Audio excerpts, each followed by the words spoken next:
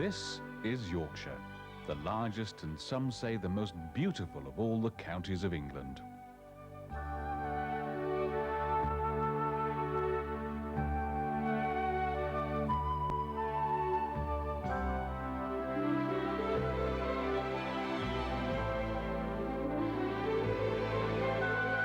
In the north of the county, scattered amongst the rolling landscapes, many quaint and pretty villages typify the charm and character that is found in this part of the Yorkshire countryside.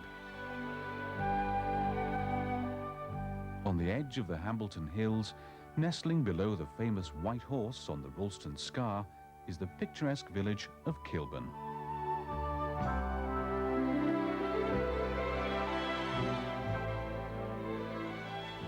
For many generations, farmers and craftsmen alike have loved to work in this beautiful corner of the county, as indeed was the case in many areas of the land.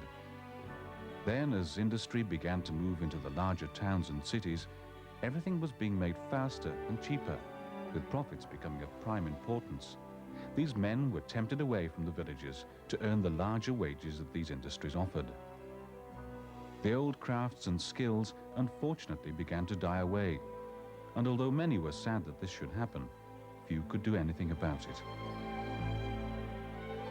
One of the sons of Kilburn was an exception, a quiet and gentle man, a man who had a dream, and a man who set about turning this dream into a reality. His name was Robert Thompson, the Mouseman of Kilburn.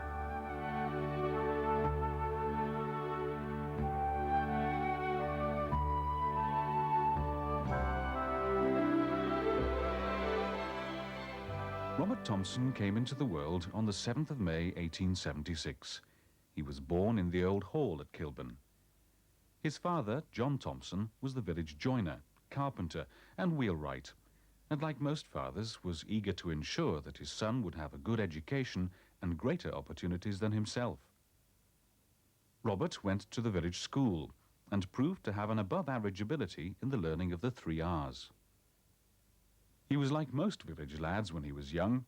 He would play in the woods and fields, fish in the stream, gather conkers in the autumn, and enjoy all the simple pleasures of life that were readily available to a country boy. And in those days, there was certainly plenty to do throughout the seasons of the year. The highlight of the year was the Kilburn Feast, the village's most famous annual event, which usually ran for 4 days, starting on the Saturday when the children would run races and the men would play quoits in the village square. By Tuesday, the events were more like a carnival. The special mayor and mayoress would visit the households. Buns and cakes were collected and taken to the Foresters' Arms, where the festivities continued, with the final of the quoits match bringing the whole feast to an enjoyable end. Prior to this, in May, there was a special day, May 29th, Royal Oak Day. This was the day when an oak leaf had to be worn in the lapel of the coat. This was to ensure that one would not be stung with other children's nettles, and it was also an excuse to sting all those not wearing a leaf. Little would Robert have known then what an important part the oak tree was to play in his later life. As we have said, Robert's father was ambitious for his son, and therefore, when Robert was due to start his working life, it was not to be at Kilburn with his father. He was to take up an apprenticeship that his father had arranged with a firm of engineers in Cleckheaton, some 60 miles away in the West Riding of Yorkshire. He had to change the quiet, peaceful life of Kilburn to that of a busy industrial town with its skyline of mills and tall factory chimneys. Now, whether it was this or some natural inborn desire to follow in his father's footsteps and work with wood, we do not know. But what is certain is that he was not suited to life in an industrial town, and said of his apprenticeship that it was to be 5 years of penal servitude, and had therefore asked if he could return to Kilburn and work with his father. So, with his father's agreement, Robert came back and joined him in the business, making gates, mending carts, attending to household repairs, and all the usual sorts of jobs that were the tasks of a village joiner. It was not long, however, before Robert was to have the full responsibility of the business, for his father died in the November of 1895 at the age of 62. His mother, Dinah, survived a further 3 years before her death on the 6th of January 1898, living to be the age of 63. Robert, now on his own, had to implement his plans for the future. One of these was to develop his own designs for furniture, based on the traditional English styles of the 17th century. He often recalled his journeys from Kilburn to Cleckheaton, when he had travelled through Ripon. It was here that he had visited the famous cathedral and admired the work of the medieval woodcarver William Bromflet. Bromflet was the chief craftsman at the cathedral, and according to the Fabric Rolls records, was paid 6 pence a day for his services. Amongst his work at the cathedral were the choir stalls, 34 misericords, and the richly worked bench ends, all wonderfully carved in solid oak. It was this marvellous craftsmanship that had captured Robert Thompson's imagination and created the embryo of a dream of bringing back to life the spirit of medieval oak work which had been dead for so many years. After seeing the work of Bromflet, Robert decided to learn all that he could about the properties and possibilities of oak. He learned that English oak was without doubt the finest wood to be used for carving. It was closely grained, exceptionally hard, and was the most popular wood to be used during the medieval period. He also learnt that it needed seasoning before use. This meant outside in the natural air for at least 3 years, 5 if possible, for he firmly believed that kiln drying destroyed the natural properties of the wood. He first used books from the library for his learning, and then gradually built up his own comprehensive collection. He also learnt about the tools of the trade and how each tool could be used on the oak to bring out the fullness of the carver's designs. He came upon an ancient tool, the adze, a cutting tool similar to an axe, but with the blade set at right angles to the shaft. A tool that was more associated with forming the timbers of a ship than the delicate finishing of oak. Yet with this unlikely tool, he could take off a shaving of oak as thin as 1/64 of an inch, to a perfection that only he could achieve, so likening the surface to that of broadly beaten pewter, a surface that was to become a recognized characteristic of his work. Robert was now spending most of his spare time immersed in his studies. He had managed to acquire some of the tools that he required, and with these he was practicing his newly found techniques. We must remember that although his ambition was to be a master woodcarver, during these early years, and in fact for many years to come, he was still a village carpenter and jobbing builder, and his dream seemed so far away. But fortunately Robert had that endearing quality of a Yorkshireman. He could bide his time. It was during this time that he was called upon to attend to some work at the church in Shiptonthorpe, and as this was some distance away from Kilburn, he stayed at the local public house.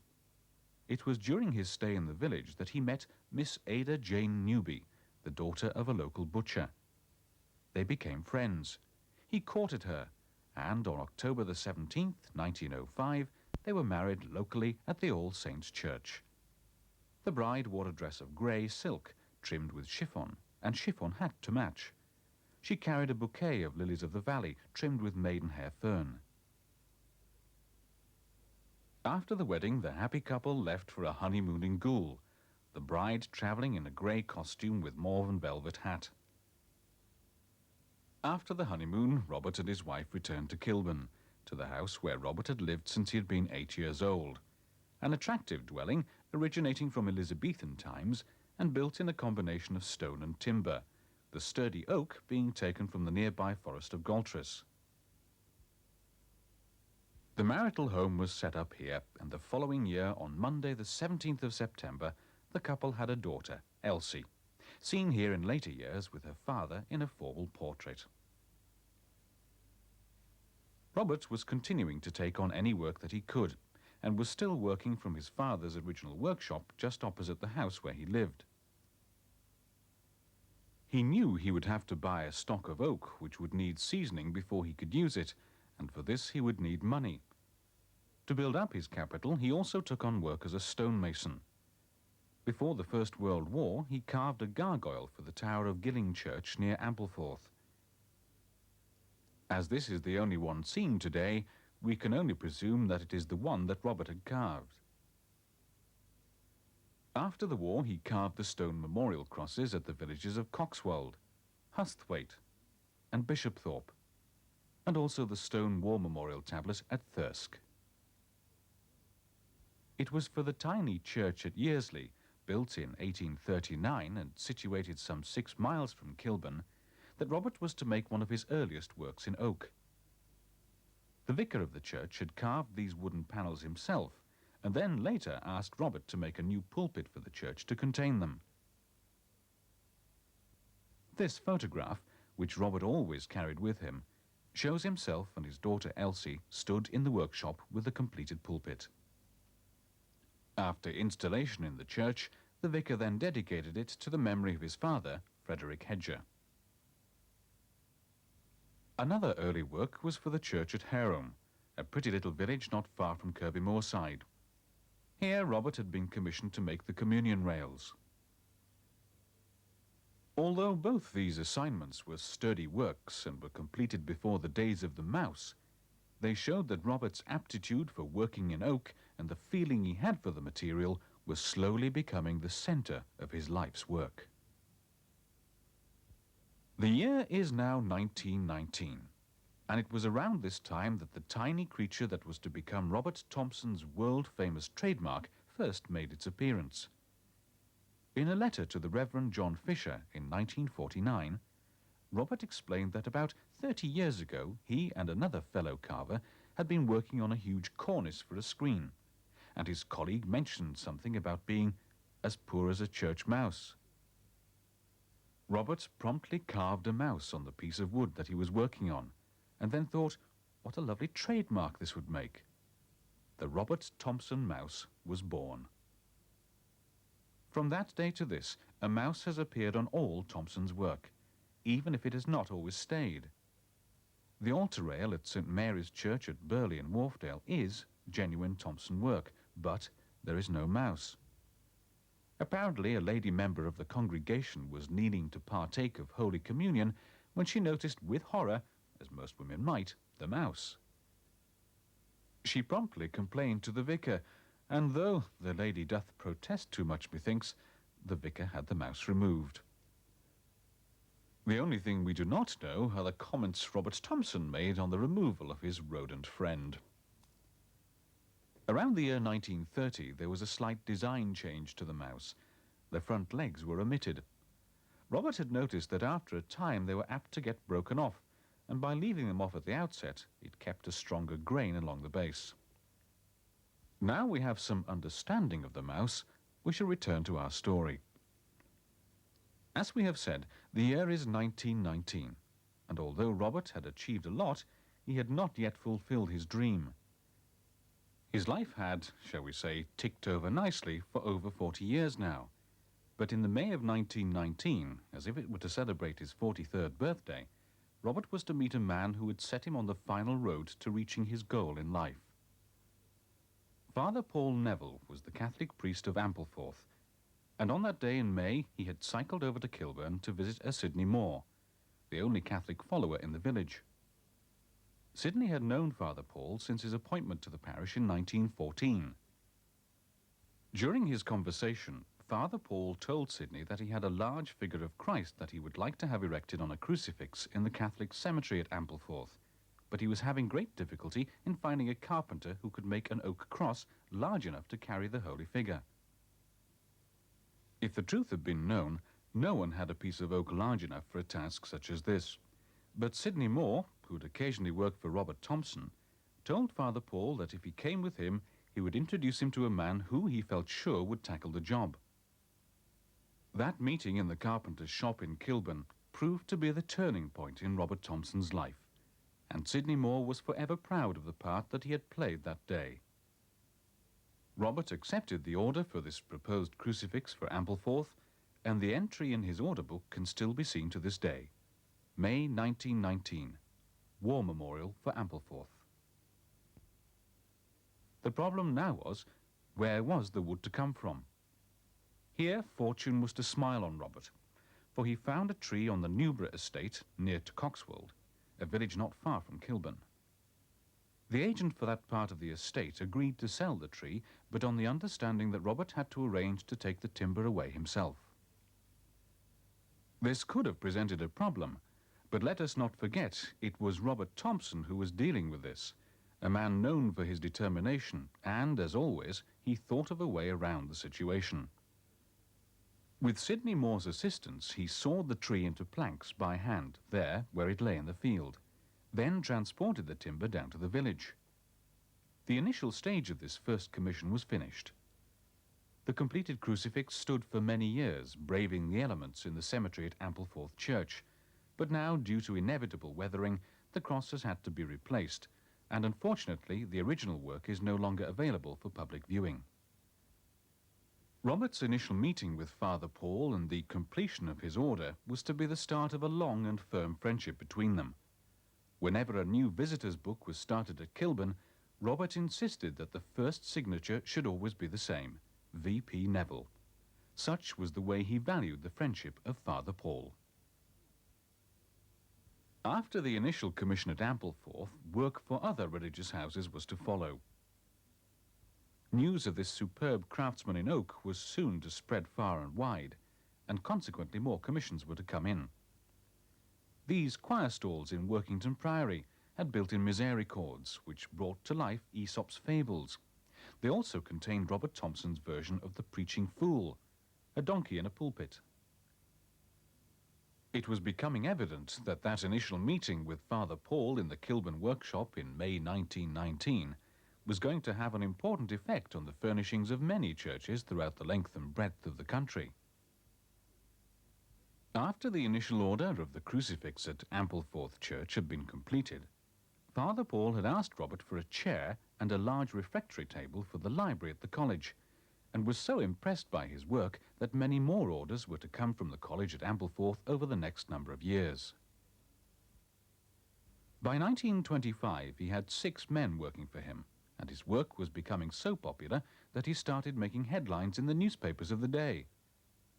The Chronicle of October 1925 reported, "Village worker achieves national fame," and the Leeds Mercury in 1928 said, "A notable Yorkshire craftsman making oak furniture for churches at the sign of the industrious mouse." By 1928, Robert was employing 10 craftsmen, and it was in this year that he received his first order from America, a dining room table and 4 chairs. This was the first of many orders from around the world, and the mouse was becoming so well known that a letter from Australia with the drawing of a mouse and the words "Woodcarver, York, England" was received as easily as if it had been sent from the next village. The workshop at Kilburn was now receiving orders and commissions from every part of the country, and the Robert Thompson mouse was adorning furnishings and fittings for the church, for the home, on exterior workings, and on many interesting and beautiful carvings. However, Robert did not confine his talents to the specialized commissions of the church. He did not forget the ordinary folk. This charming church in the eastern part of the county, at Brantingham, has 2 oak crosses situated close to the main door.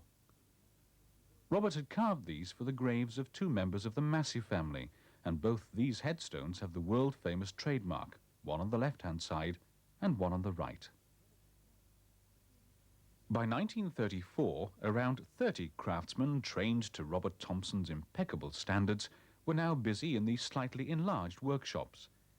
And whilst the Ford Times magazine of 1936 was advertising the Westrick battery trickle charger at 75 shillings, it also told of these craftsmen of Kilburn who love to handle wood and are able to conjure from it all its latent beauty of texture and colouring. We have said earlier that the carvings of William Bromflet in Ripon Cathedral had been a great inspiration to Robert. How pleased he must have been, therefore, to have been commissioned over the years to produce a total of 8 standing candlesticks for this exquisite building. The 4 seen here are from the 6 which are used mostly at funerals. Occasionally these candlesticks are also used to carry lights for exhibition work displayed within the west door entrance.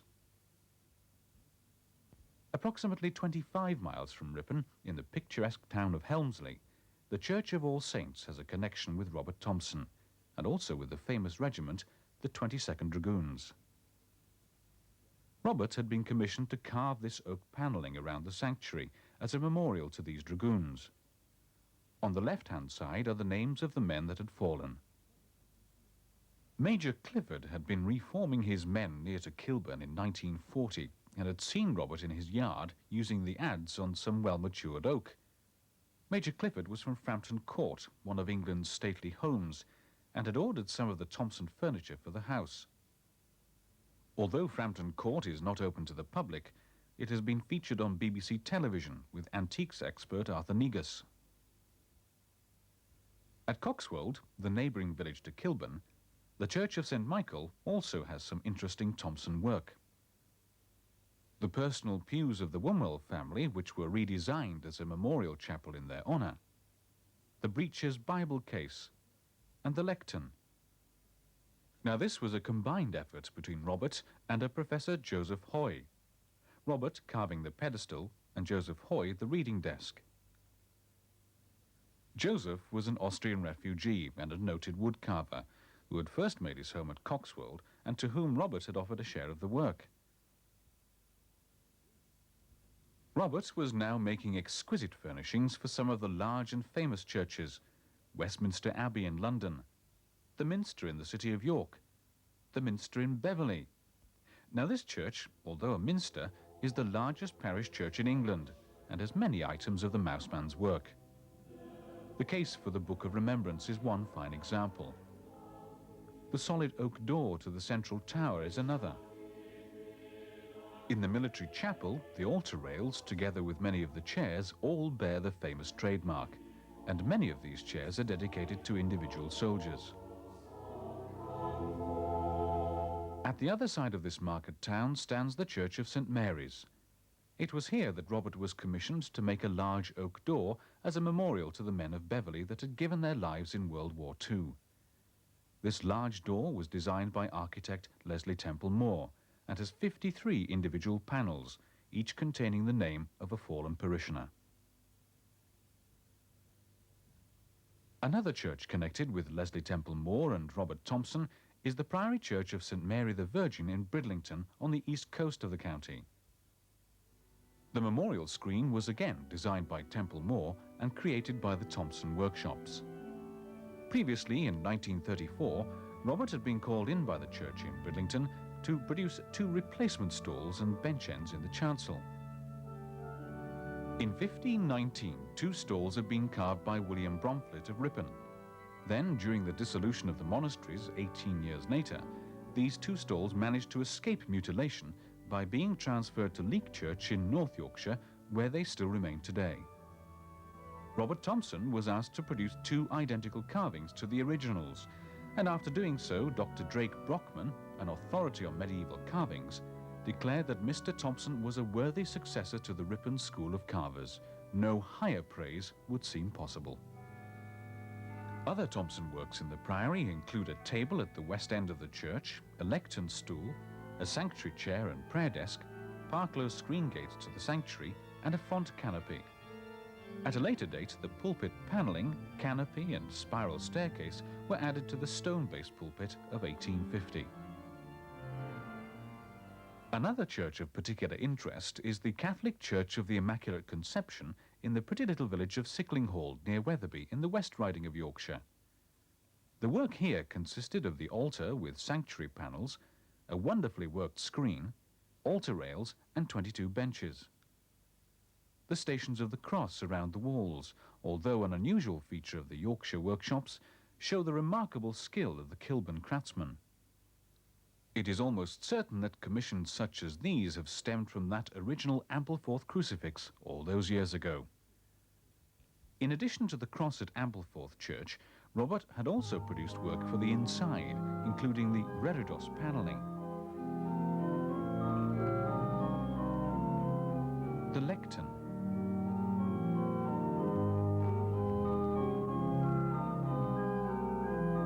and the monk's chair. He also made the internal door of the church, which he dedicated to his close friend, Father Paul Neville. As we said earlier, Robert had received further orders from Father Paul and had now been producing for Ampleforth for nearly 35 years. But his own special room at the college was the library. This he affectionately called my room, and with every right. In this room he had made large double-sided bookcases for reference books, shelves running round the room, and alcoves or study areas called carrels. He had made large refectory tables, one of which is said to weigh 1.25 tons, and also his famous Ampleforth or monk's chairs. Outside the library, the main lockers which line the walls of the corridor are used each and every day by the pupils of the college, and the library door was the final piece to be added to his own special room. Another superb example of Robert's work at the college is the Abbey Church, and his first commission for the architect Sir Giles Scott.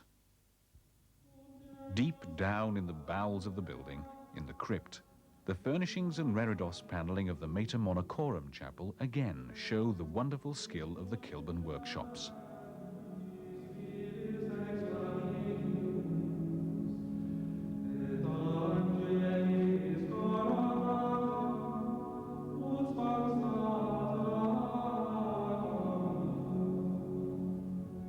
Above, in the west end of the Abbey Church, the abbot's choir stall, the 6 stalls beside it, and the modern misericords had made Robert rightfully proud of all his achievements here. There is also a carved inscription which is tucked away and difficult to find, which simply reads 1928, Sir Giles Scott, architect, Robert Thompson, craftsman. What further words are needed to express the perfection of his creative genius?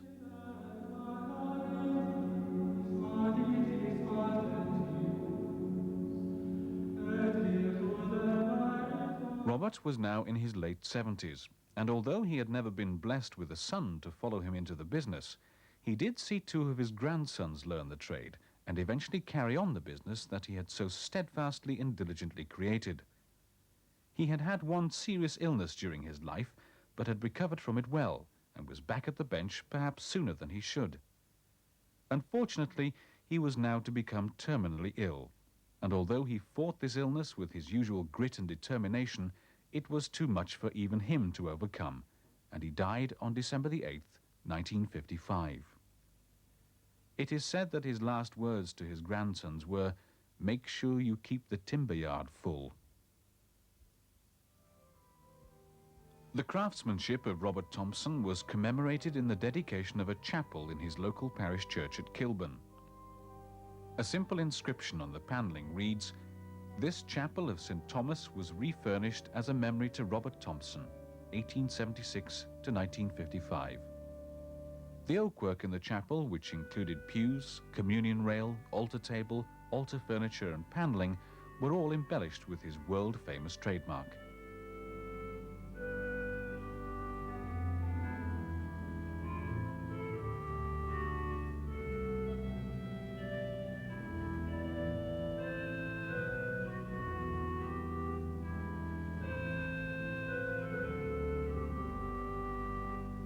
This latest work in the chapel joined previous Thompson work in the church, which included prayer desk, lectern, and a case for the famous Breacher's Bible.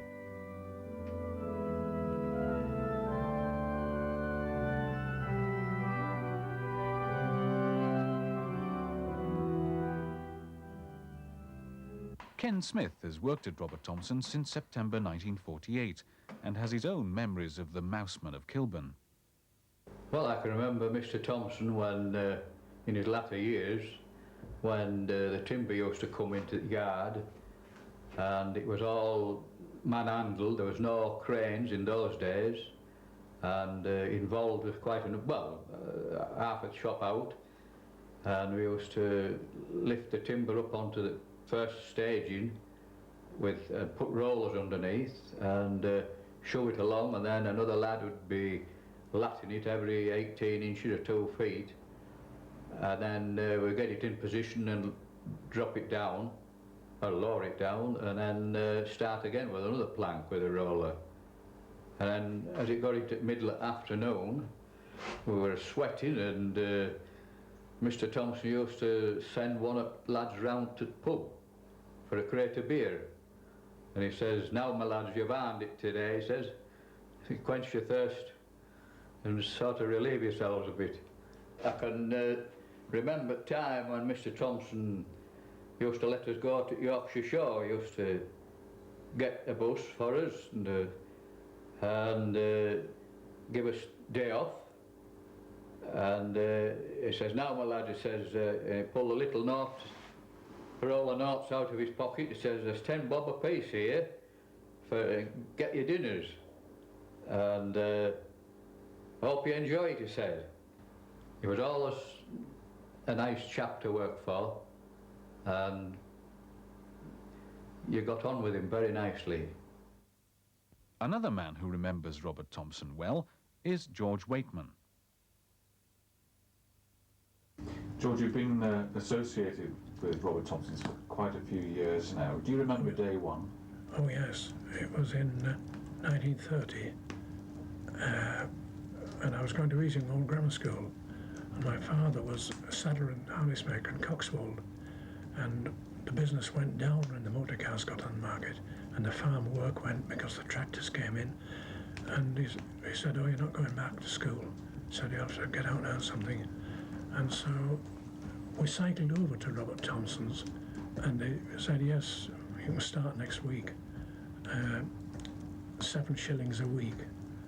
And you worked closely with Robert for some time. Tell us a bit about the man. He was a very strict man with the workmen, but a good, fair man. He was an odd character. He had the sort of humour you get in The Dalesman, simple country jokes, if he ever laughed at all. But he was a serious man, basically.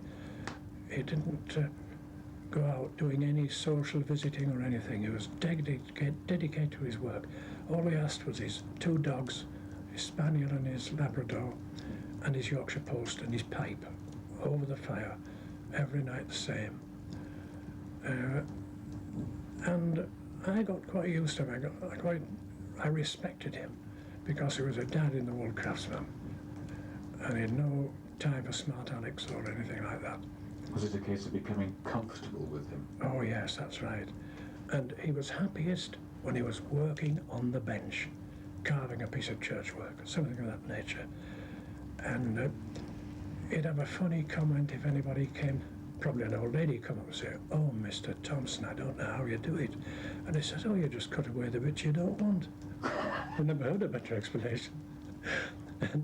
And another thing, when I was very young, he had me alongside him a bit, and he'd comment on my tools weren't sharpened correctly, and he'd pick one up off the bench and he'd say, you can't carve wood with that, it's as thick as a bull's lug.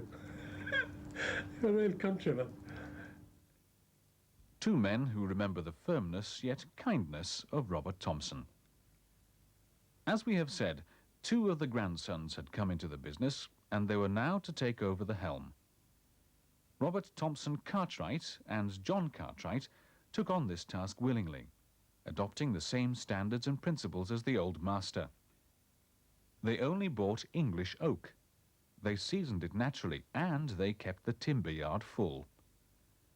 Through the 60s, the 70s, and into the 80s, the family company continued to produce the same high quality that Robert had always insisted upon. Now, to produce quality, you need quality to start with, and therefore the supply of fine timber was also very important. In 1983, 6 oak trees were purchased from the Constable Burton estate near Laban. These had been felled to make way for a new development. One of these trees is pictured here with Robert Thompson Cartwright of the Kilburn workshops and Tommy Wright, veteran sawman of the Ampleforth sawmill. The 8-ton tree had a circumference of 14 feet and was sawn into 2-inch planks. The sawmill at Ampleforth, originally owned by Johnny Walls, is today run by his son John, who continues to prepare these wonderful trees for their journey to the Kilburn workshops. Sawing the oak trees is a slow and laborious task, cutting at the rate of around 15 inches per minute. This job cannot be hurried because of the hardness of the wood and the accuracy that is required. The tree seen here is being cut into half-inch planks, which will probably be used for making panelling or cabinet backs. Everything associated with Robert Thompson furniture is of the utmost quality, even down to the hinges and fasteners. These are handmade at a company which again has been associated with Robert Thompson's for many years. Moorside Wrought Iron was originally owned by Wilf Dowson, and the close working relationship between the Mouseman of Kilburn and the Iron Man of Kirby Moorside meant that work from the smithy was eventually to be seen in more than 500 churches and many cathedrals and universities. Today the company is owned and run by the partnership of Mike Hammond and Richard Harrison, who still have a close association with the Kilburn Company of woodcarvers. Mike can be seen starting the production of fasteners, which are used on cabinets and cupboards. Richard here is on the latter stages of some circular hinges. The craft of wrought iron is as old as the smelting of iron itself, and this country-based smithy has brought it right up to date to match the requirements of the craftsmen at Kilburn. Another company which Robert had helped to keep busy was the tannery at Sowerby near Thirsk. Unfortunately, this company has now closed down, and the high-quality leather that is required for various uses in furniture making is now supplied by Connolly Brothers, the company that supply leather to another world-famous company, Rolls-Royce Cars. Leather and wrought iron, and the quality of solid English oak, combined with the skill and dedication of the Kilburn craftsmen, make for some of the finest quality furniture that can be found anywhere in the world today. Each piece of work is started and completed by one craftsman, so each is personal and unique with its own individual mouse. Many years ago, a prospective customer had asked Robert Thompson if he could produce for him a quantity of a certain piece of furniture, all the same and with a reduction in price for quantity. Robert's reply was, "Why, that would be mass production. Get out of my workshop and don't come back." Robert had adopted a similar attitude when it came to the final finish of his furniture. He had originally thought that a chalky white appearance might suit, but when he was told he would need chemical agents to achieve this effect, he replied, "Chemical agents? Never." So he successfully turned to fuming the oak with ammonia. This enables a light, medium or dark tone to be given to the work, depending on the time the piece is left in the fuming chamber. It is then completed with a good solid coat of wax and the right amount of elbow grease. This combination gives the desired effect, the silver grain in contrast with the remaining wood, which has been darkened by the fumes. Many of the items in the Thompson range are in constant production, although the demand is such that orders for the larger pieces of furniture have to be ordered early.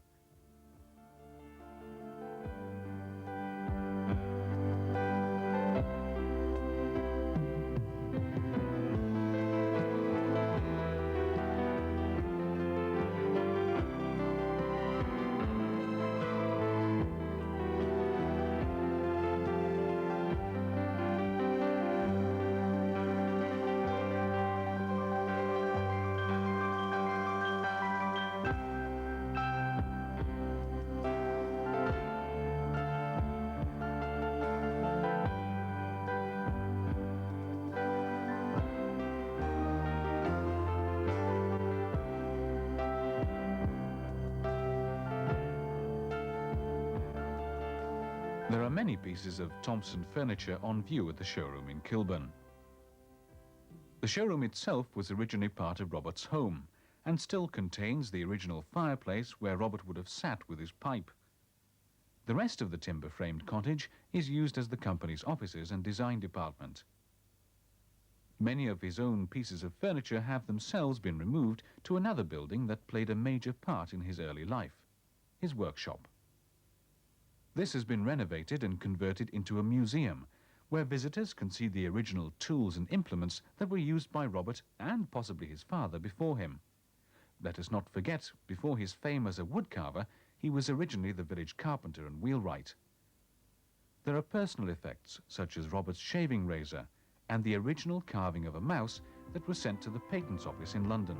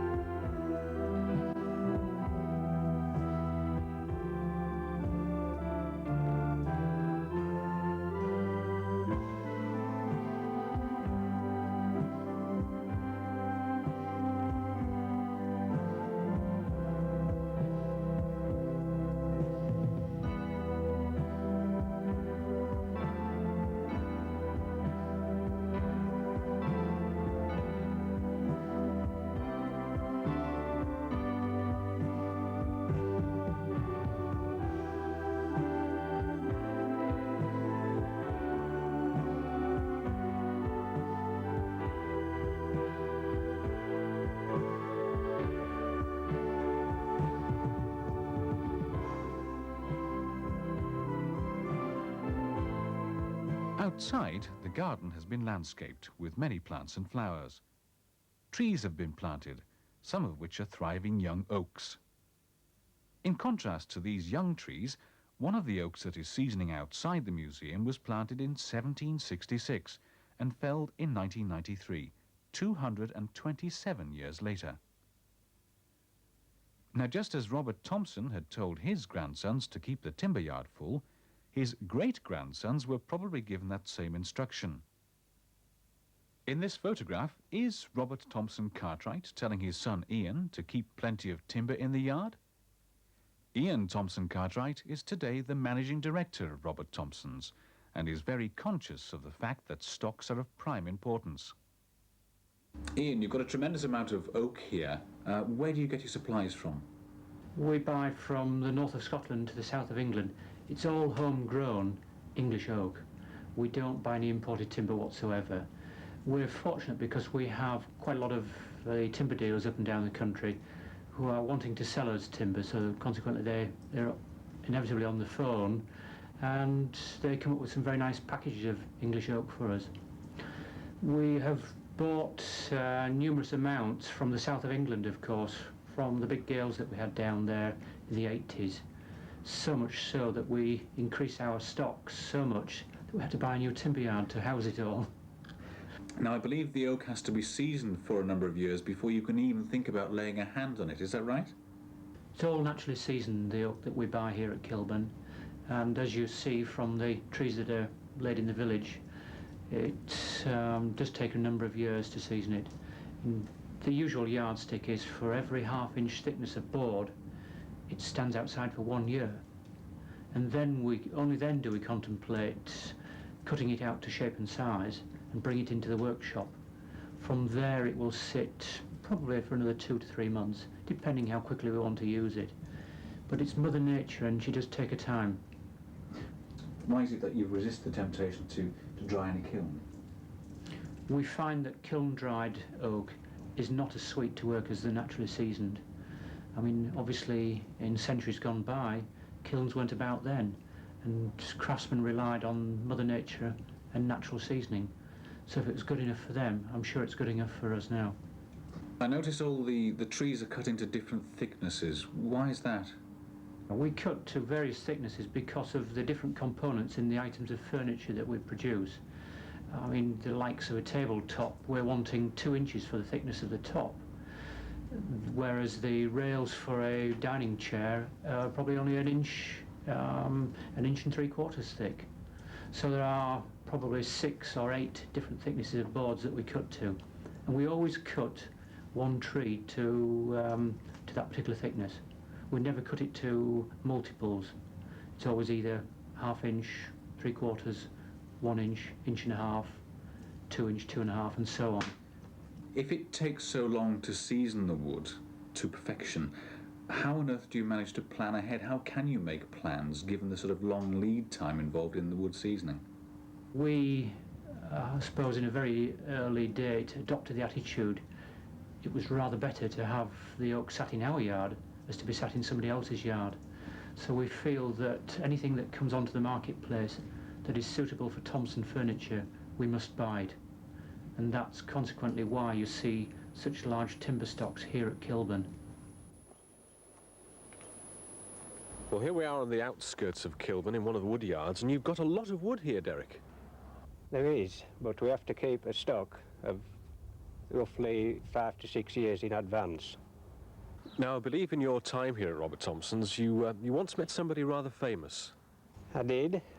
I met Prince Charles on one of the shows that we went to. It was a game fair, and we were very honoured to meet him. Now, I see in this photograph here that he's actually sat in one of the chairs. Did he find it comfortable? He did. He was quite pleased with them, and he also inspected a lot of the carvings, which he was very, very interested in. And he asked me how long the business had been going and how large the workforce was, and 1 or 2 questions like that. And did he actually buy anything when he was there? No, he didn't purchase anything, but we gave him 2 small items to take away with him as a present. Derek, thank you very much. I better let you get on with your stock taking, I think.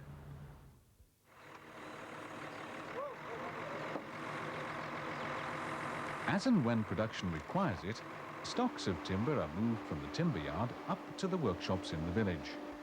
Here it is stacked outside, sorted and measured, before being taken into the workshop to be transformed into Thompson furniture. And whether it is for domestic furniture or a specific order, the same craft standards are always applied. Special commissions are always being undertaken, and many involve more complicated carvings or heraldic motifs. Such was the case with the special speakers' chairs that Robert Thompsons were asked to produce for the Nepalese Parliament, the Tonga Islands and the Solomon Islands, all these orders coming from the Foreign Office. Mrs. Betty Boothroyd, the Speaker of the House of Commons, can be seen here trying out one of the 2 chairs that were produced for the Nepalese Parliament. The chair for the Tonga Islands was similar in design, except for the larger dimensions, the average weight of a Tongan adult being around 17 stone. This chair was made for the Speaker of the island's Parliament, and no doubt there were many celebrations when the chair was delivered to Tonga. All this special furniture had many intricate designs, and the chair for the Solomon Islands was no exception. The coat of arms has a sun, a war canoe and a helmet surmounting the shield, which in turn is supported by the figures of a crocodile and a shark. This was carefully reproduced in oak and graced the head of the chair, which itself stood over 6 feet high when completed. Work of this type and other special assignments are not new to Robert Thompson's. I asked Ian about one rather special job that had recently been completed. Yes, we did a very large project, a one-off one as far as we were concerned, because it's a number of years since we have done a project of this size, the likes of Ampleforth in the past, work that we've done in York Minster, and even some of the monasteries in the north of England, Blutsgarden Priory, up in Scotland, and so on. And it was rather nice to be asked by one of the largest furniture manufacturers in the United States of America if we would produce furnishings in a memorial chapel. It was to be refurbished in memory of his wife, Ruth. And we spent 10,500 hours producing these items of furniture, from panelling, pulpit, lectern, candlesticks, altar rails and font and numerous other bits and pieces. But we also had in that contract to fix the furnishings, and that took over 1,000 hours. So the whole contract equates to over 5.5 years' work for one man, which was quite a sizable undertaking for a small company like ourselves. And is it true that all the craftsmen have their own mouse? Yes, each craftsman, we have 35 on the premises at the moment, and each craftsman carves his own particular mouse. It may be defined because of a wiggly tail, or slightly fatter, a little bit plumper, well fed, may have ears or the head moving to one side, showing over to one angle, and even down to the tools that they use. And could you recognise them in the workshop? I can recognise most of them. I mean, obviously there are one or two that can fool even I. But it's rather nice when we do get second-hand pieces of furniture back into the company that we can see and we know who's made that particular piece of furniture. You know, we all feel that we're part of one big team, and we keep that rolling as long as best we possibly can. So in a sense it's a form of extended family? It is. I mean, I'm fortunate enough to have 2 cousins involved with the business. Peter, my younger cousin, helps me with day-to-day running of the business and overseeing of lots of aspects within the company, and his brother Giles is also involved with running the business. And we feel that the craftsmen that we have working for us are also members of the family business, because without their assistance, without their dedication, without their enthusiasm, it wouldn't be the same. like the sort of Japanese business ethics, isn't it? You know, where everybody works together as a team. I mean, we have had British Rail in the past come to see why we were successful at running our business. What is that success then? How's that come about? Because it's more of the, I suppose, the family business angle. It's more of the personal contact that we have with our customers. You know, we treat human beings and we treat customers how we want to be treated ourselves. I think that's very important at the end of the day. Because if you're looking to potential customers, to wanting to sell a piece of furniture to them, you want to have them back, and also their children. You want to see them in years to come. And we have customers that come back to us today that have been buying pieces of furniture from our family for the last 50, 60 odd years. And that's rather nice. You know, it gives me a great lot of pleasure, and it gives a lot of the craftsmen a tremendous amount of pleasure to see the old customers bringing their children and grandchildren back to buy pieces of furniture.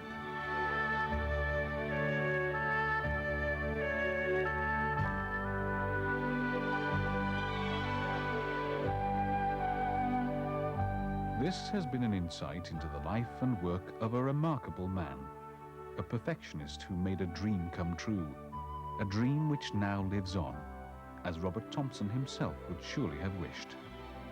Today, in this quiet corner of the North Yorkshire countryside, the woodcarvers of Kilburn continue to uphold the traditions and standards that Robert Thompson himself had set out all those years ago.